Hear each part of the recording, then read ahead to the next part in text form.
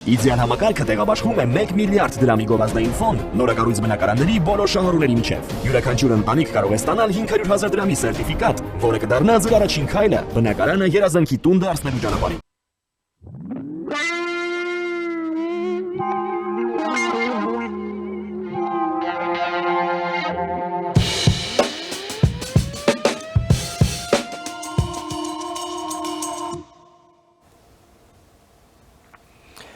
Ողջույն, հարգարժան տիկնայք եւ պարոնայք, առաջին լրատվականի եթերում Մեհրաբյան օնլայնն է, ես Ռուբեն Մեհրաբյանն եմ։ Հայաստանի արտաքին հետախուզական ծառայությունը հանդես եկավ հայտարարությամբ, ըստ որի երկրներից մեկում տեղի հայ գործարարների վրա պետականորեն ճնշում է գործադրվում, որպեսզի նրանք միջամտեն Հայաստանի ընտրական process-ին հօգուտ առանձին քաղաքական ուժերի, ընդ որում այդ օգնությունը միայն դրամական չէ։ Այդ հաղորդագրությունը գալիս եւ տեղավորվում է ոչ միայն Հայաստանի հենց այս նախընտրական գործընթացի շրջանակներում, այլև այն տարածաշրջանային փոփոխությունների համատեքստում, փոփոխություններ, որոնք տեղի են ունենում թե մեր տարածաշրջանում, թե մեր հարևան երկրներում։ Իսկ մեզանից հարավ ընթանում է մի պատերազմ, որը հստակորեն ձեռք է բերել տարածաշրջանային պատերազմի ուրվագծեր։ Դա պատերազմն է Միացյալ Նահանգների եւ Իսրայելի կոալիցիայի ընդդեմ Իրանի Իսլամական Հանրապետության։ Պատերազմն ընթանում է արդեն 10 օրից ավել եւ ակնհայտ է այն, որ Իրանն ուղղակի ուժասպառ է լինում։ Սակայն Հայաստանի ներսում ամեն ինչ անում են որոշ շրջանակներ Հայաստանը հարվածի տակ դնելու համար։ Փորձենք հասկանալ ինչ է տեղի ունենում այս տարածաշրջանային փոփոխություններում գտնվող նախընտրական Հայաստանում եւ ինչպես է դիրքավորվում Հայաստանը եւ ինչ սպառնալիքներ մենք ունենք եւ որոնք են դրանց հաղթահարման ճանապարհները կարճաժամկետ եւ երկարաժամկետ հեռանկարներում։ Եվ այդ նպատակով ես մի հարգարժան հյուր եմ հրավիրել մեր տաղավար տեսակապով, ում սիրով ուզում եմ ներկայացնել, մեր հյուրն է միջազգային անվտանգության հարցերով փորձագետ, Ուկրաինայի ներքին գործերի նախկին փոխնախարար, քաղաքագիտության դոկտոր Տիգրան Ավագյան լայվ ալիքի հիմնադիր եւ վարող, հենց ինքը Տիգրան Ավագյանը։ Բարև ձեզ, պարոն Ավագյան, ուրախ եմ ձեզ նորից տեսնել, շնորհակալ եմ հրավերս ընդունելու համար։ Բարև ձեզ, պարոն Մեհրաբյան, շնորհակալություն, նույնպես հաճելի է ելույթ ունենալ ձեր թողարկման մեջ։ Շնորհակալ եմ։ Եվ ուրեմն, պարոն Ավագյան, սկսենք մեր Հայաստանի արտաքին հետախուզական ծառայության այս նախազգուշացնող հայտարարությունից չի նշվում, թե որ երկրի մասին է խոսքը, բայց նշվում է, թե ինչ է արվում այդ երկրում, որպեսզի միջամտություն տեղի ունենա եւ ազդեցություն իրականացվի Հայաստանի այս նախընտրական եւ ընտրական գործընթացներում։ Ձեր մեկնաբանությունը, ինչի մասին է խոսքը եւ ինչի հետ գործ ունենք, հաշվի առնելով այն համատեքստերը, որը կա մեր տարածաշրջանում, այն պատմական ժամանակաշրջանը, որում մենք ապրում ենք, համեցեք։ Շնորհակալություն։ Մենք գտնվում ենք այն փուլում, երբ անվտանգությունը ոչ միայն Հայաստանի, ռեգիոնի յուրաքանչյուր երկրի կախված է հավասարակշռությունից։ Դա շատ կարևոր է հասկանալ։ Այն երկրները, որոնք ճիշտ չեն կողնորոշվի այս վիճակում, կարող են կորցնել իրենց դիրքերը եւ նաեւ անկախությունը։ Շատ դրա համար այդ խոսքերը շատ զգուշ պետք է լինեն, դա միայն խոսքեր չեն։ Ընթանում է համաշխարհային պատերազմ։ Իրանը կարանք կոչենք որպես հզոր արյուծ եւ մյուս կողմից Ամերիկան ամենաաշխարհի հզոր երկիրը ճակատագրական պատերազմի մեջ են գտնվում։ Այս վիճակում բոլոր ուժերը, որոնք ուզում են Հայաստանը ներկաշեն այդպիսի կռվի մեջ, ինչ որ չափով, գործում են Հայաստանի Հանրապետության պետականության դեմ։ Դա պետք է հասկանալ։ Եվ այդպիսի խաղերը շատ վտանգավոր են։ Ու պարզ է, որ այդ վիճակում ամենակարևոր գործոն են դարձնում երկրի անվտանգության մարմինները, որոնք պիտի կասեցնեն այդպիսի փորձեր, ինչ որ վերաբերում է Հայաստանի Հանրապետության տարածքին։ Եթե չեն կասեցնում, ուրեմն դա հարցեր կառաջանա իրանց գործունեության, բայց պիտի կասեցնեն, դա Հայաստանի դեմ է ուղղված։ Նույն ավելի լայն ուզում եմ ասեմ, որ բոլոր երկրները, նույնպես Իրանը, աշխատում է եւ կաշխատի, դա տրամաբանորեն է, որ Հայաստանում այդ ուժերի հետ համագործակցի, դա նորմալ երևույթ է, Իրանը իր քաղաքականությունն է վարում եւ համայնքի հետ, հայկական համայնքի հետ, որը գտնվում է Իրանում, կաշխատի այդպիսի դեմ բերի, որ ցույց տա, որ հայերը իրանց հետ են։ Նույնը կատարվում էր քրդական ուժերի կողմից, երբ Սուրիայի բանակը հակամարտության մեջ է մտել քրդական ուժերի հետ Սուրիայի հյուսիս-արևելյան մասում, որը գտնվում էր քրդական զինվորական ուժերի հսկողության տակ։ Առաջացել են հայկական գումարտակներ եւ այլն եւ այլն եւ այլն։ Պարզ է, որ կան մերձավոր արևելքի տարբեր մասերում հայկական ինքնապաշտպանական ուժեր, վտանգավոր է այնտեղ ծանր վիճակը, բայց այդ ուժերը միշտ պիտի շեշտեն, ոնց որ արել է Բեյրութի հայկական բանակը 1970-ականների պատերազմի ժամանակ, որ ինքը պաշտպանում է հայկական համայնքը, ոչ թե Իսրայելի կողմից է կամ արաբների կողմից է, բոլոր այն ուժերը, որոնք ասում ենք, որ մենք հիմա այս երկրի կողմից ենք կամ այն երկրի կողմից են, իրանք լիովին աշխատում են վերջի հայ պետության դեմ։ Դա է նշանակում։ Ուղիղ։ Ու պարզ է, որ այս վիճակում տրամաբանորեն է, նույնը ինչ որ դուք նշեցիք, որ Հայաստանի անվտանգությունը պիտի կասեցնի այդպիսի փորձերը։ Դա բնական է, դրա համար իրանք ուղղված են պետականության դեմ եւ կապնված չեն, ով է ղեկավարում Հայաստանը։ Վարչապետ Նիկոլ Փաշինյանը կամ ուրիշ վարչապետ կամ ինչ որ ուրիշ ուժերը, դա պետականության մասին է խոսքը։ Դա շատ լուրջ է։ Դրա համար բոլոր հզոր ուժերը, որոնք իրանց ուժով ի վեր են տասնյակ անգամ Հայաստանի հիմիկվա հնարավորություններից, իրանք շատ ուշադիր հսկում են ներքին Հայաստանում իրադարձությունները եւ այն ուժերը, որոնք ասում են եկեք Իրանի կողմից ելնենք կամ նույն ժամանակ եկեք մասնակցենք օրինակ Ամերիկայի կողմից։ Այս վիճակում պետք է նեյտրալ լինել։ Դու կարաս նեյտրալ չլնես, երբ դու ուժեղ ես եւ ունես եւ տակտիկական եւ ստրատեգիական նպատակ ու համոզված ես, որ հույս կա հասնելու այդ նպատակի։ Եթե ոչ տակտիկական ունես, ոչ ստրատեգիական ու ինչ որ խոսում ես հարցերի լուծման մասին, դու միայն հարվածի տակ ես քեզ դնում, անիմաստ հարվածի տակ։ Պետք է հասկանալ, որ հիմա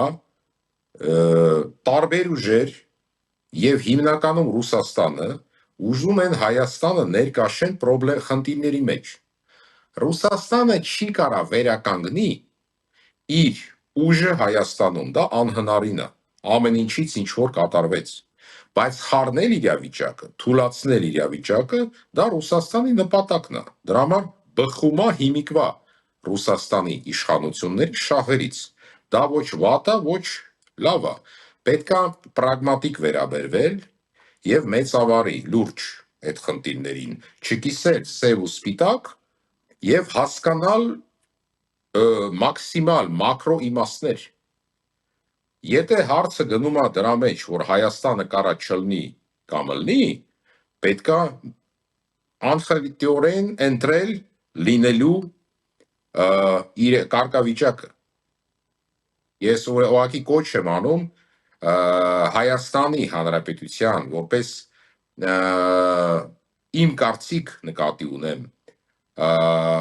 բնակիչներին հասկանալ հիմիկվա իրավիճակը եւ այն իրավիճակը, որ նաեւ Ամերիկայում չգիտեն ոնց են զարգանալու իրադարձությունները։ Նաեւ հիմա ոչ ոք չգիտի Ամերիկայում, ոչ Ամերիկայի նախագահը, ոչ էլ ավելի ցածր պաշտոնյաները։ Այդպիսի բարդացել է իրավիճակը պատերազմի պատճառով։ Պարոն Ավագյան,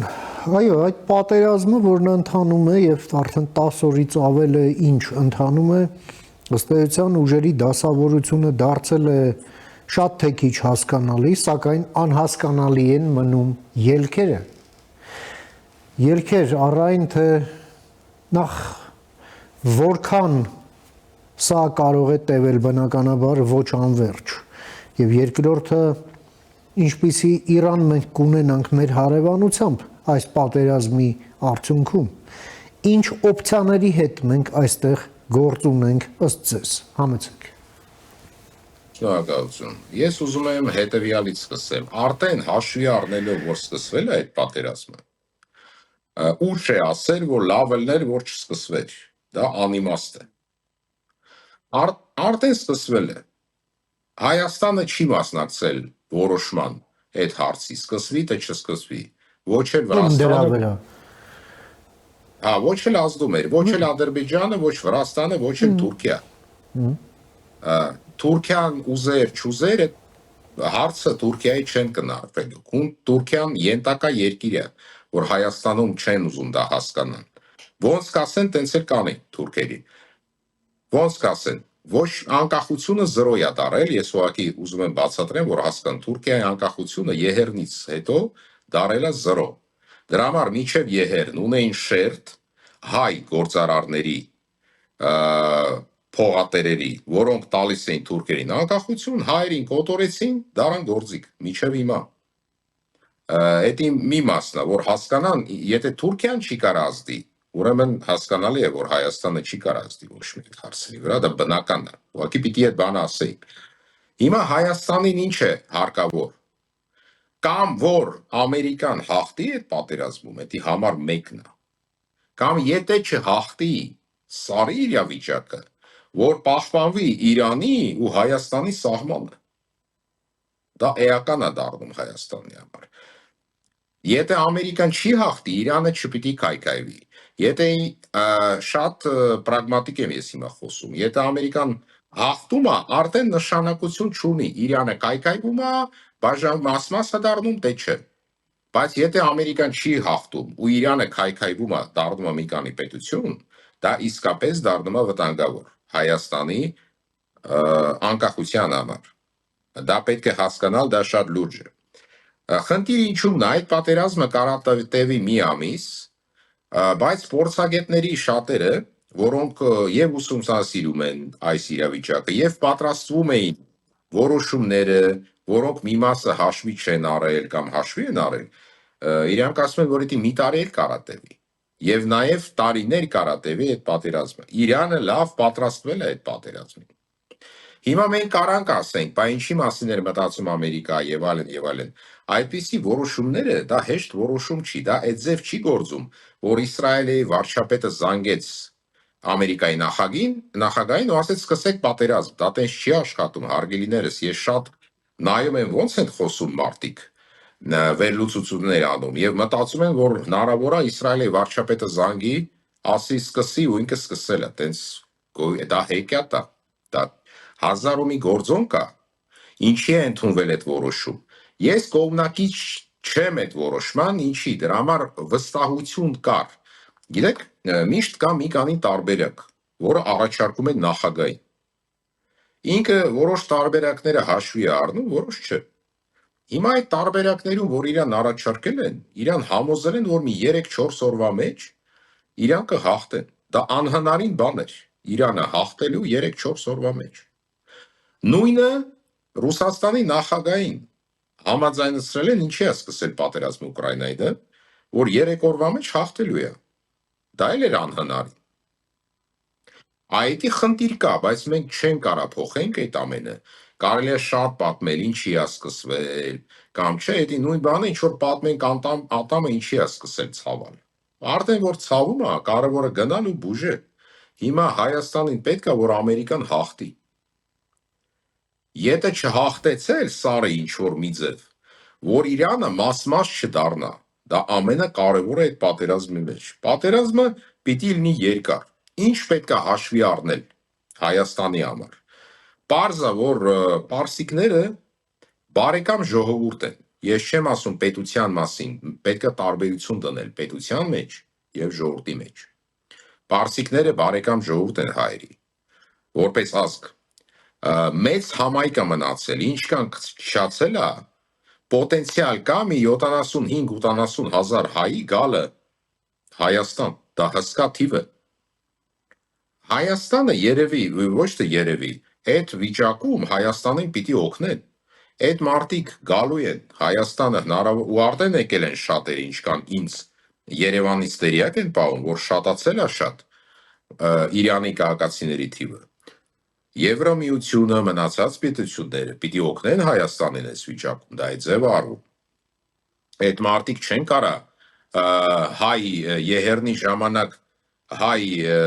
պրկվածների պես փողոցում քնեն ու ոչ ոք իրենց տունը չթողի։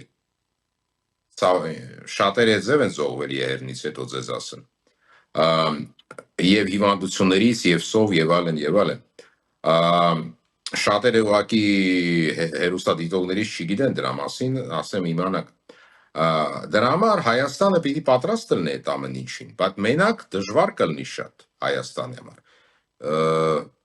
Ես համոզված եմ, որ աշխատանքը պիտի տարվի, դրա համար չեմ ասի, որ Հայաստանը պիտի դիմի։ Դա բնականն է, դա լուրջ խնդիր է շատ։ Նույն ժամանակ ինչի վրա պետք է ուշադրություն դարձնել Հայաստանին։ Ոչ ոք չգիտի այդ պախստականների մեջ ով է մտնելու Հայաստան։ Լիարժեք լուրջ ստուգում է պետք։ Դրա համար այդ կարա դառնա ամենամեծ վտանգ։ Դա չի նշանակում, որ ամեն մեկը ով մտել է ինչ որ սպայա կամ դիվերսանտ կամ ինչ որ մի բան է, բայց նաև պիտի հաշվի առնենք, որ այդ ռուսական ուժերը,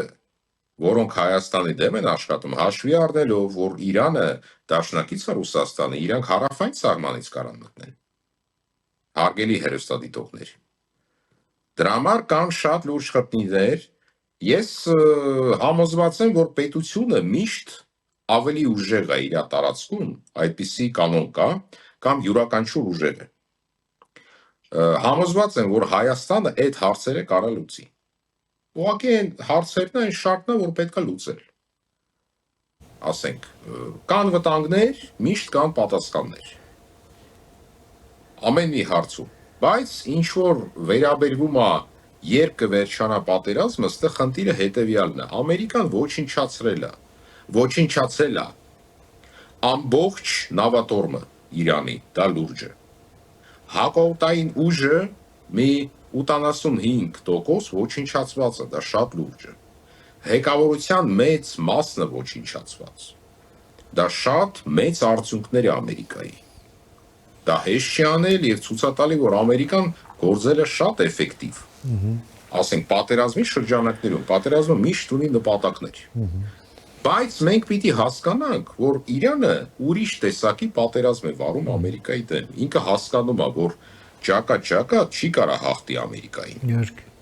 Բայց ինքը ուրիշ գործոններ է օգտագործում եւ հասկանում է ինչքան շատ տևելու է այդ պատերազմը, այդքան շատ մեծ հսկա խնդիրներ կլինեն Ամերիկայի եւ աշխարհի համար։ Այդ պայքար է գնում։ Հիմա որ ասենք Ամերիկան գիտի ոնց հաղթի, չգիտի, տարբեր միջոցները փորձելու է անի, որ հաղթի։ Հիմա որ ասենք ով է շահում այդ պատերազմից, հիմնականը Չինաստանն է։ Ստե պարադոքս մենք ունենք։ Դոնալդ Թրամփը, որի համար մեկ նպատակը եղել է եւ հիմա կա, Չինաստանին հաղթելն է, պաստորեն այդ պատերազմով արեց, որ Չինաստանը ավելի լավ վիճակի մեջ է հայտնվել, կամ եղել է միջև պատերազմ, դա խնդիրն է, և Ամերիկայի մեջ դա բերեց հակասությունների, օրինակ այն մարդիկ, ում հետ ես շփվում եմ ամենջապես, որոնք մոտակա շրջանակներից են իշխանության Ամերիկայի, իրանք բաժանվել են երկու մասի, մի մասը շարունակում է մնալ Ամերիկայի նախագահի հետ, իր քաղաքականության հետ, մի մասը էլ ասում է, դուք ասում եք Ամերիկան համար մեկն է ձեզ համար, բայց դուրս եկավ, որ Իսրայելն է համար մեկ ձեզ համար, այդ ներքին ամերիկական խնդիրներն է, որ ես որպես դիտորդ ուղղակի դա պատմում եմ մեր դիտորդներին, ասենք, ես ոչ այն կողմն եմ, ոչ այն կողմն եմ, ասենք, եթե որ դիմում են ինչ-որ իմ կարծիքն եմ տալի որպես մասնագետ, դա իմ գործն է, բայց կան լուրջ խնդիրներ և տնտեսությունը գտնվում է և գտնվելու է աշխարհի շատ ծանր վիճակում, նավթը թանկացել է, ոչ միայն նավթը, շատ խնդիրներ է առաջանալու և եթե պաղստականները գնան ոչ թե միայն Կովկաս, ոչ թե միայն Թուրքիա և Եվրոպա, բայց եթե իրանք գնան Միջին Ասիա, Միջին Ասիան փայթելու է, հետո իրանք անցնելու են Արևելյան Չինաստան, որտեղ մուսուլմաններ են ապրում 20 միլիոն, ճնշված վիճակում են, դե փայթուններ կլինեն ու կանցնեն Ռուսաստանի, Տատարստանի, Բաշկորտոստանի տարածքներ, որտեղ կա 6 միլիոն մուսուլման, որոնք էլի զենք են վերցնել։ Դες կարող ամեն ինչ խառնվի, ու այդ պատերազմը լայնանալու է, արդեն կախվածություն չի լինի, Իրանում ավարտվել է, թե չի ավարտվել։ Այդպիսի վիճակ է։ Կան մի գործոներ։ Հիմա Ադրբեջանին, քրդերին ճնշման ձևով բրդում են, որ մասնակցեն, բայց և քրդերը և ադրբեջանցիները հասկանում են ինչ կարա գա իրանց գլխին, պարսիկը կջարդի և քրդին և ադրբեջանցիներին, ադրբեջանական բանակը ոչ մի բան չի կարա անի, կջարդեն, կջնջեն կետա, հիմիկվա վիճակում, օգնությամբ Իսրայելի Ամերիկայի ոչ մի բան չի կարա անի, հիմիկվա Իրանի դեմ, կարող է վահը կարա անի, որ ավելի լուրջ հարվածներ հասնեն, ավելի թուլանա իրանական բանը, բայց այսօր չեն կարա, և քրդերի հեկավարները և Ադրբեջանի հեկավարը դա հասկանում է, այս իրավիճակը, այդքան երկար խոսացի, որ մի քիչ մարդիկ այդ ծանր բարդ իրավիճակը հասկանան, որ այդքան հեշտ չի, սև ու սպիտակ չի ամեն ինչը, այս վիճակում։ Պարոն Ավագյան, մենք ձեզ հետ ինչ քննարկում ենք նախընտրական Հայաստանի համատեքստում, Հայաստանն այսօր բավականին ծանր հիբրիդային ճնշումների տակ է Ռուսաստանի կողմից, սա այլևս անթաքույց է, ռուսները դա չեն թաքցնում, ռուսները այսօր թիրախավորել են թե Հայաստանի ներքին պրոցեսները, թե Հայաստանի տարածաշրջանային օրակարգը, թե Հայաստանի միջազգային օրակարգը։ Ռուսներն ընկալում են, որ Հայաստանի ցանկացած քայլ, որը ամրացնում է իր սուվերենությունը, դա ռուսաֆոբիա է։ Ռուսների ընկալումը այդպիսինն է։ Եվ ըստ էության, այո, նրանք թիրախավորում են այդ թվում նաև իրենց շահերը ներկայացնող խմբերի կողմից Հայաստանի ներսում, որոնք իրենց թյուրիմացաբար, այսպես ասենք, քաղաքական ուժ են կոչում կամ այդպիսի կարգավիճակ են ձեռք բերել և մասնակցում են այս նախընտրական գործընթացներին։ Ընդ որում այդ դրսևորումներից մեկին էլ անդրադառնում է այս ուրեմն արտաքին հետախուզության ծառայությունը իր այս հայտարարությամբ, որը մենք ունենք և որը ես նաև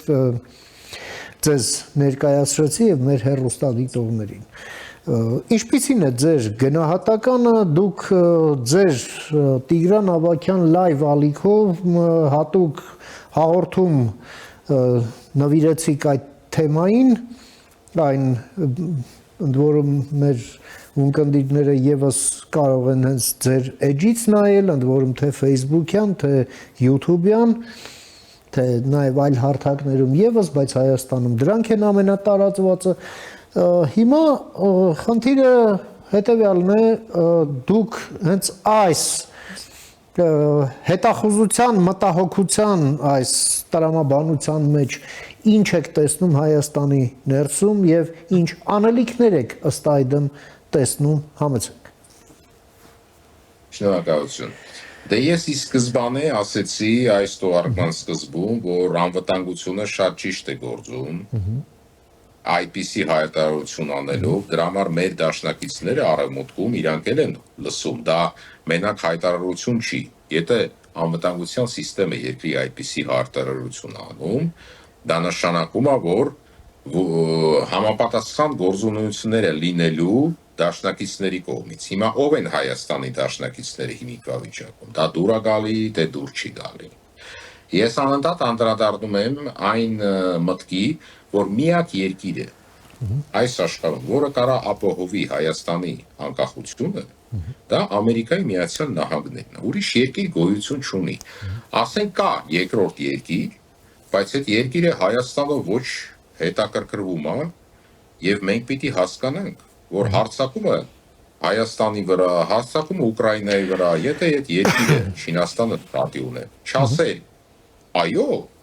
թույլ ոչ ոք չեն անի։ Հայերն էլ պիտի հասկանան, հայերը որ ասում են մենք պիտի Չինաստանի հետ միանանք, իրանք ուղղակի իրավիճակը չեն հասկանում։ Դա ինչ է։ Դա չի նշանակում Չինաստանը վատն է կամ ինչ որ մի բան։ Դա նշանակում է ռեալ իրականությունն է։ Ամերիկան մենակ կարող ապահովի հիմա, ուրիշ երկիրը ուղղակի ուզել էլ ի վիճակի չի, ուժ չունի։ Դրա համար Ամերիկայի հետ հարաբերությունները եւ այդ հայտարարությունը կարևորություն ունի։ Դրա համար ով կարա կասեցնի, օգնի Հայաստանի անվտանգությանը, օգնի, որ Հայաստանը կարա այդ Ռուսաստանի փորձերը կասեցնի։ Ամերիկայի Միացյալ Նահանգները կարան եւ պիտի անեն։ Դրա համար Ամերիկան իրան տշնամի չի այդ հարցում։ Այո։ Որ չանի։ Դա մեկ։ Երկրորդը հասկանալի է, որ Ռուսաստանը պիտի օգտագործի Ռուսաստանի հայկական համայնքը։ Բազմամիլիոնանոց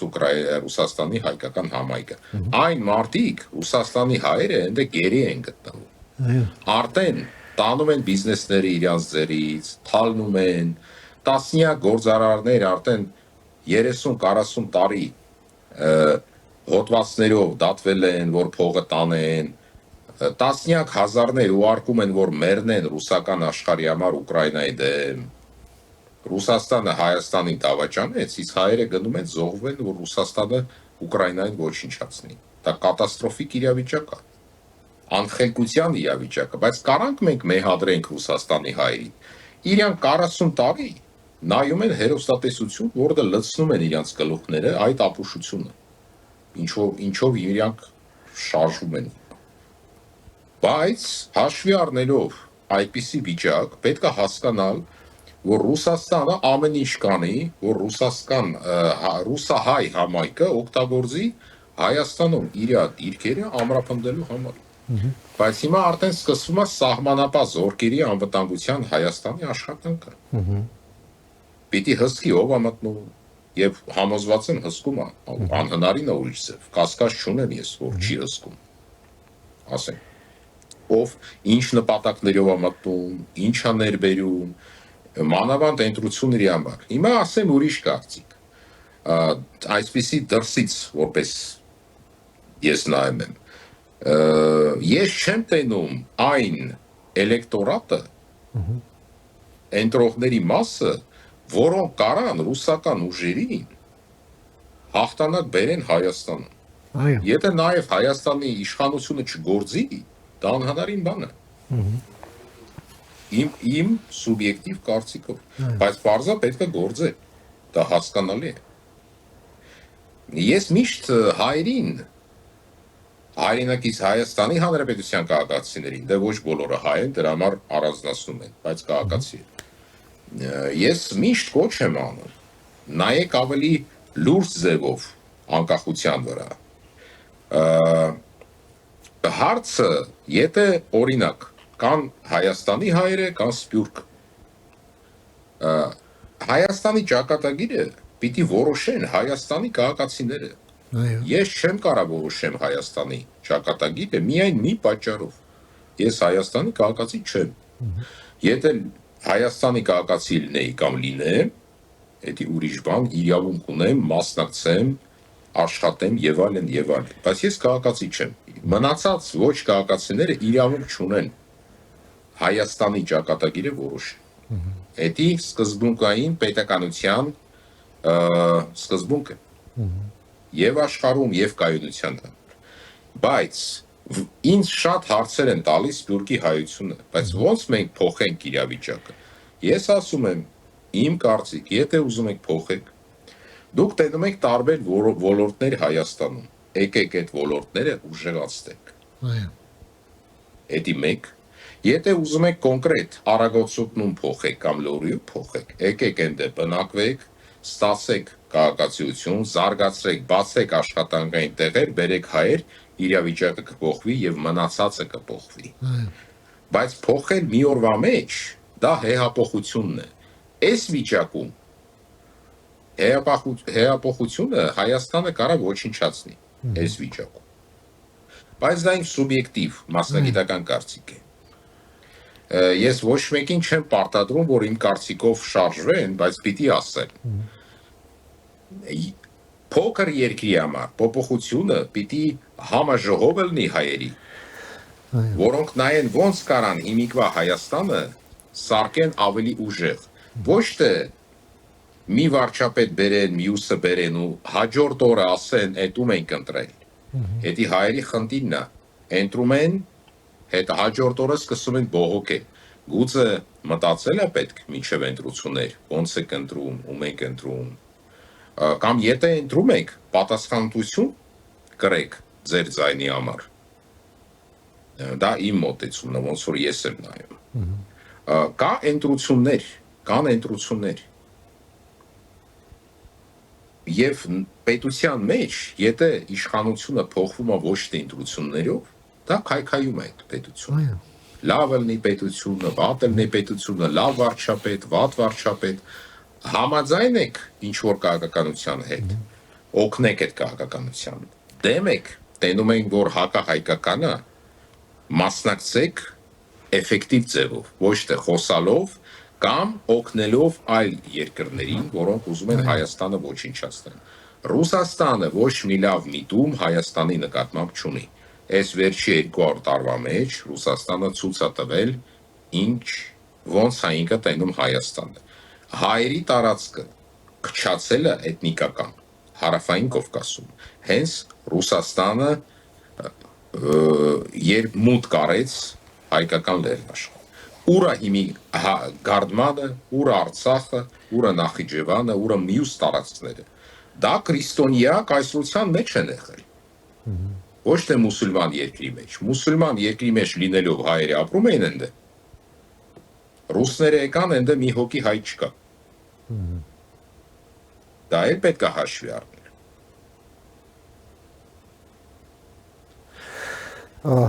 Եվ ամփոփելով, պարոն Ավագյան, այսօր բոլորը խոսում են Հայաստանի սուվերենությունից եւ իմ համոզմամբ դա ամենակարևոր հարցն է, որովհետեւ եթե չկա սուվերենություն, ապա պետություն չկա, այսպես ասենք։ Այս սուվերեն լինելու համար ոչ միայն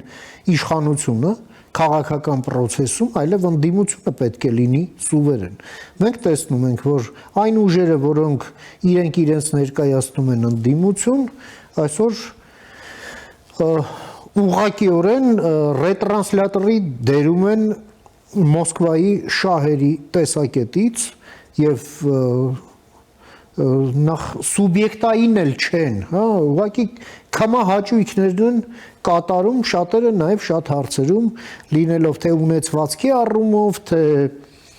մարդկանց առումով ուղղակի պատանդի կարգավիճակում են, մեկը ասենք այն թեմի առաջնորդը, որը Մոսկվայում է նստած, որը նաև ինչպես հայտնի դարձավ KGB-ի ագենտ է եղել թղթով։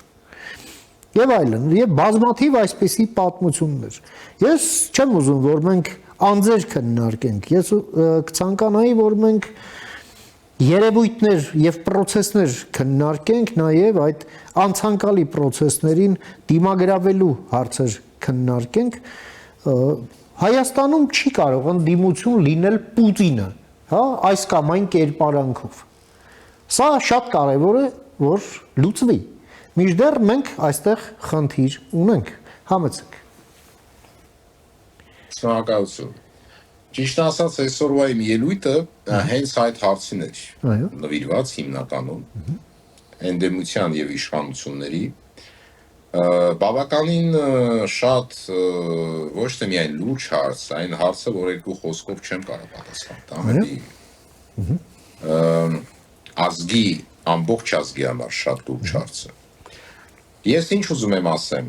իմ վերաբերումը եկեղեցական հարցերին։ Պետք է միշտ առանձնացնել անձերին եկեղեցի մեջ, եկեղեցուց։ Դա իմ կարծիքն է որպես հայի եւ հայ առաքելական եկեղեցու զավակի։ Հայը միշտ պիտի պաշտպանի եկեղեցին։ Եկեղեցին միակ համահայկական կազմակերպությունը, համարյա։ Դրա համար ոչ բոլոր հայերը, հայ առաքելական եկեղեցու զավակները մեծամասնությունն են։ Բայց եթե եկեղեցու ղեկավարները աշխատում են ազգի դեմ, ուրիշ երկրի համար, դա ընդունելի չի։ Այդքան բան, ես ուզում եմ ասեմ եկեղեցու մասին։ Բայց ես չեմ խառնում եկեղեցին եւ անձերին, որոնք ասենք ազգի դեմ են աշխատում կամ ուրիշ պետությունների համար են աշխատում։ Դա մեծ տարբերություն կա, չի կարելի դա խառնել մի մասի մեջ։ Նույնը դա վերաբերում է, ուզում եմ ավելի մանրամասն ասեմ, ոչ թե մենակ այդ խնդիրները Էջմիածին, բայց ցավալի է, որ հայ Երուսաղեմի պատրիարքը ցավոք նույն պատմության մեջ համատել, տենց ասած, երևի, որ իրան կարացել են ճնշեն, որ ինքը վաճառեց, ծախեց 25%-ը հայկական հողերի, ոնց որ հիմա արևմտքի քաղաքական գործիչները, որոնց վրա Էփշտեյնի ֆայլեր են աշխատացնում։ Դա ահավոր է։ Եվ դա խոսում է դրա մասին, որ հայերի անվտանգությունը գոյություն չունի Հայաստանից դուրս, բարձր Հայաստանում էլ պետք է կատարելագործել, դրա համար միշտ կանոնիշ կատարելագործելը պետք է։ Դա լուրջ խնդիրներ են ազգային։ Ինչ որ վերաբերվում է ազգային էլիտային, Ռուսաստանի հետ, եթե այն ինդիմությունը, որը առաջարկում է Ռուսաստանի հետ մոտիկանալը, դաշնակցություն անելը, ինչ որ մի ապագա ցույց տար, որը Հայաստանը պիտի հասնի ու բարգավաճի, ես պարտադիր կլինեի կողմնակից։ Բայց հաշվի առնելով, որ այսօր վաղը Ռուսաստանը չի ելնելու ընդհանրապես, դա որոշված է։ Ոչ թե միայն որոշված է, դեմոգրաֆիան, տնտեսությունը, քաղաքականությունը, ամեն ինչը ցույց է տալի, այդ երկիրը չի լինելու։ Ինչ դաշնակցության մասին, Ռուսաստանի մասին կարելի է խոսալ։ Ընդհանրապես գոյություն չունի լավ տարբերակ, ինչ վերաբերում ենք Ռուսաստանի։ Չի լինելու այդ պետությունը։ Եվ դա ոչ թե խոսքերն է, դա տարբեր գործոններ կան, որոնք ցույց են տալի, որ չի ելնելու։ Այս վիճակում Ռուսաստանը փորձում է ապրի, դա հասկանալի է, իշխանությունը ոչ թե Ռուսաստանը։ Ինչ որ նպատակներ հասնի։ Պարզա, որ հետևյալը ուզում եմ ասեմ, մաքսիմալ նպատակը Ռուսաստանի շատ ձայն հավաքեն պրոռուսական ուժերը, որ հետո կարան Հայաստանի կառավարումը խանգարեն։ Իրենք գիտեն, որ չեն կարող հաղթեն։ Դա հասկանալի է։ Բայց այն մարդիկ, որոնք մտածում են, որ Ռուսաստանը այդ լավ ելնելու, իրանք պիտի նայեն գործերի վրա։ Ռուսաստանը օպերացիան անցկացրեց Արցախի կորցանման եւ կազմակերպեց, անցկացրեց։ Ռուսաստանը հայ իշխանությունը 1999 թվականին ոչնչացրեց։ Նույն ժամանակ, ասեմ հայ պատրիոտներին, 1994 թվականին հենց Ռուսաստանը կանգնեցրեց հայկական զորքերի արշավանքը դեպի Ադրբեջան։ Հենց Ռուսաստանը չթողեց, որ հայ հերոսները բարձրացնեն լեզգիններին, ավարցիներին, տալիշներին։ Եվ մնացածը ես կարամ ժամերով ձեզ պատմեմ, եթե դուք տեղյակ չեք։ Դուք գիտեք, որ իմ պապուս եղբայրները զենք էին տանում, Արևմտյան Հայաստանից մտնում էին Ռուսաստան, զենք էին տանում ֆիդայիններին։ Ու հենց ռուսները հարձակվեցին իմ, չգիտեմ ինչքան գրական է այդ խոսքը, հալալ պապուս մեծ աղբերներին սպանել են 3 հոգու։ Եվ մնացած եղբայրը Համո Ջամպոլադյանը այդ ռուսներին խփեց ու ոչնչացրեց 1904 թվականին։ Դրա համար իմ մոտ այդ սերը, որ Հայաստանում չգիտեմ որտեղից է եկել, Ռուսաստանի նկատմամբ գոյություն չունի։ Ասեմ ձեզ, բարձ ոնց որ կա։ Ոչ էլ եղել է։ Շատ էմոցիոնալ եմ պատմել, բայց հաշվի առնելով ոնց որ ամեն մեկս իմ ընտանիքին է դա վերաբերվել։ Ինձ համար այդ սերը Ռուսաստանի նկատմամբ միշտ եղել է անհասկանալի։ Որոշ հայ ազգի մասի մեջ։ Այդպիսի կտամ պատասխան։